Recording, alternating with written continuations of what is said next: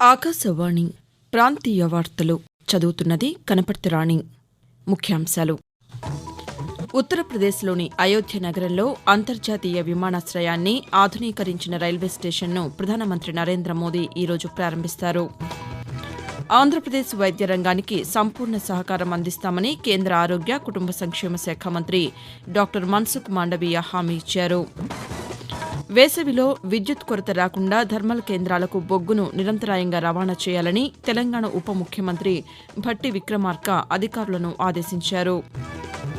తమ పార్టీ అధికారంలోకి వస్తే ఆంధ్రప్రదేశ్ ప్రజల భవిష్యత్తుకు భరోసా ఇస్తామని తెలుగుదేశం పార్టీ అధినేత నారా చంద్రబాబు నాయుడు హామీ ఇచ్చారు.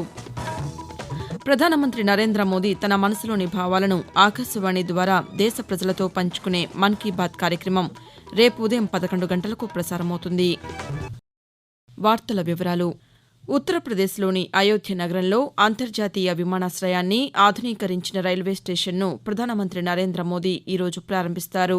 1450 కోట్ల రూపాయలతో అంతర్జాతీయ విమానాశ్రయాన్ని నిర్మించారు.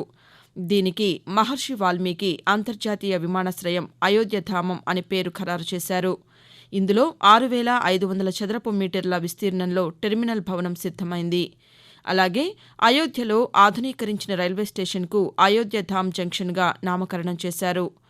ప్రధానమంత్రి పర్యటన నేపథ్యంలో అయోధ్య నగరంలో అధికారులు భద్రతను పటిష్టం చేశారు. కొత్తగా రూపొందించిన అమృత్ భారత్ ఎక్స్ప్రెస్ రైళ్లను ప్రధానమంత్రి నరేంద్ర మోదీ ఈరోజు ప్రారంభించనున్నారు. ఆంధ్రప్రదేశ్ వైద్య రంగానికి సంపూర్ణ సహకారం అందిస్తామని కేంద్ర ఆరోగ్య, కుటుంబ సంక్షేమ శాఖ మంత్రి డాక్టర్ మన్సుఖ్ మాండవీయ హామీ ఇచ్చారు. గుంటూరు జిల్లా తాడేపల్లిలోని ముఖ్యమంత్రి నివాసంలో వైఎస్ జగన్మోహన్ రెడ్డితో ఆయన నిన్న సమావేశమయ్యారు. ఈ సందర్భంగా కేంద్ర మంత్రిని ముఖ్యమంత్రి శాలువాతో సత్కరించి శ్రీ వెంకటేశ్వర స్వామి ప్రతిమను బహూకరించారు.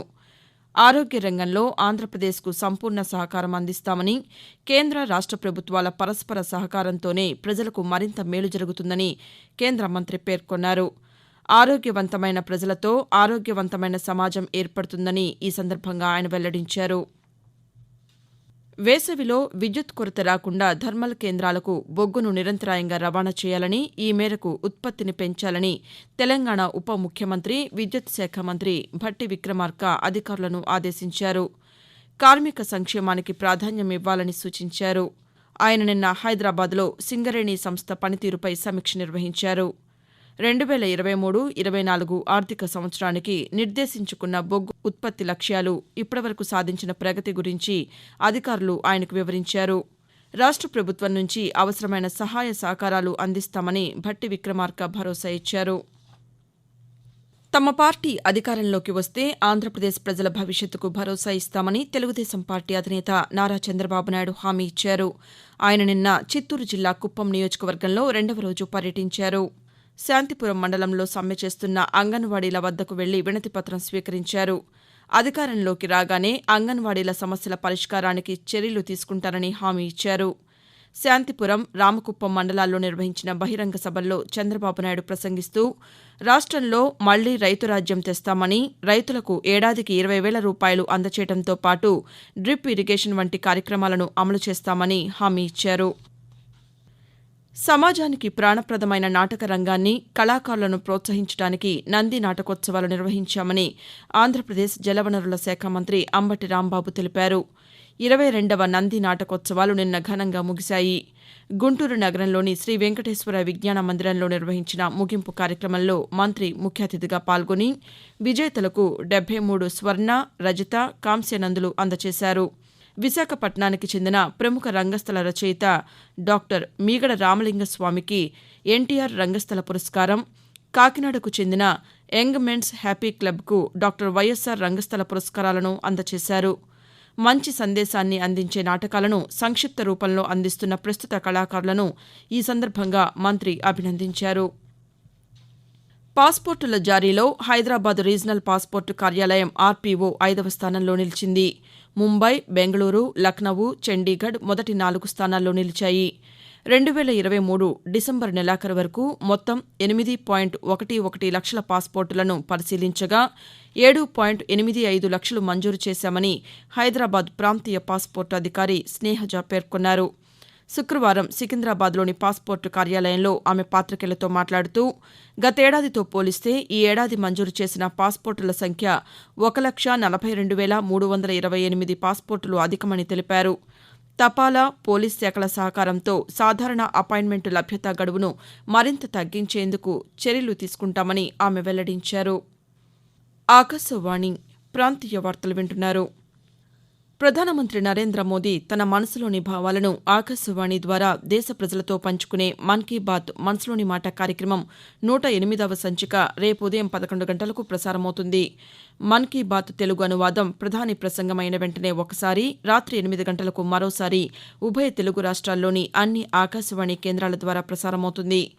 ప్రధానమంత్రి మన్ కీ బాత్పై ఆకాశవాణి విజయవాడ ప్రాంతీయ వార్తా విభాగం సమర్పించే ప్రత్యేక విశ్లేషణ కార్యక్రమం రేపు రాత్రి 7:45 ప్రసారమవుతుంది. కేంద్ర ప్రభుత్వ సంక్షేమ పథకాలను ప్రజలకు చేరువ చేసేందుకు నిర్వహిస్తున్న వికసిత్ భారత్ సంకల్ప యాత్ర ప్రచార రథానికి ఆంధ్రప్రదేశ్లోని కృష్ణా జిల్లా పమ్మిడిముక్కల మండలం చోరగుడి గ్రామంలో ప్రజలు పెద్ద ఎత్తున స్వాగతం పలికారు. గ్రామంలో నిన్న నిర్వహించిన వికసిత్ భారత్ సంకల్ప యాత్రలో కేంద్ర ప్రభుత్వ అధికారి, జిల్లా ప్రభారీ అధికారి ఎం రామచంద్రుడు ముఖ్య అతిథిగా పాల్గొన్నారు. గ్రామంలోని 1,410 మంది లబ్దిదారులకు ఆయుష్మాన్ భారత్ కార్డులను పంపిణీ చేశారు. 2047 లక్ష్యంగా భారతదేశం అభివృద్ది చెందిన దేశాల జాబితాలో ఉండేలా ప్రతి ఒక్కరూ కృషి చేస్తామని ప్రతిజ్ఞ చేశారు.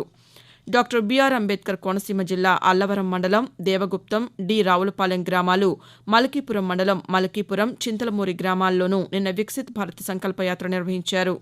ఈ సందర్భంగా పలువురు లబ్దిదారులు మాట్లాడుతూ పండ్ల రాజలక్ష్మి అండి, మాది దేవగుప్తం. మా ఉపాధి హామీ పథకం 100 రోజుల పని వల్ల రోజుకి 262 రూపాయలు, 26,000 దాకా మాకు వచ్చే డబ్బులతో మా ఇంటి అవసరాలన్నీ తీర్చుకుని మా పిల్లల్ని అది బాగా చదివించుకుంటున్నాము. సుధారాణి సార్, మా దేవగుప్తం అండి. ఇప్పుడు ప్రధానమంత్రి గారి పథకం ద్వారా మాకు గ్యాస్ వచ్చిందండి. ఇప్పుడు మేము చాలా సంతోషంగా గ్యాస్ మీద వంటలు చేసుకుంటున్నామండి. ఇది వరకంటే కట్టెల పొయ్యి మీద వండడం వల్ల చాలా ఇబ్బందులు పడేవాళ్ళం అండి. ఇప్పుడు గ్యాస్ పొయ్యి ఉండడం వల్ల మార్నింగ్ మాకు పిల్లలకి క్యారేజ్ పెట్టుకోవడానికైనా దేనికైనా చాలా యూజ్ఫుల్గా ఉంటుందండి. చేనేతలను ఆర్థికంగా, సామాజికంగా, రాజకీయంగా అభివృద్ది చేసే బాధ్యత తీసుకుంటానని తెలుగుదేశం పార్టీ జాతీయ ప్రధాన కార్యదర్శి నారా లోకేష్ చెప్పారు. ఆయన నిన్న గుంటూరు జిల్లా మంగళగిరిలోని పార్టీ కేంద్ర కార్యాలయంలో చేనేత కార్మికులు, ఆ సామాజిక వర్గ నాయకులతో సమావేశాన్ని నిర్వహించారు. ఈ సందర్భంగా లోకేష్ మాట్లాడుతూ చేనేత కార్మికుల ఆదాయం పెంచేందుకు చర్యలు తీసుకుంటానని, అధికారంలోకి వచ్చిన 100 రోజుల్లో అందుకోసం ప్రత్యేక కమిటీ ఏర్పాటు చేస్తామని హామీ ఇచ్చారు.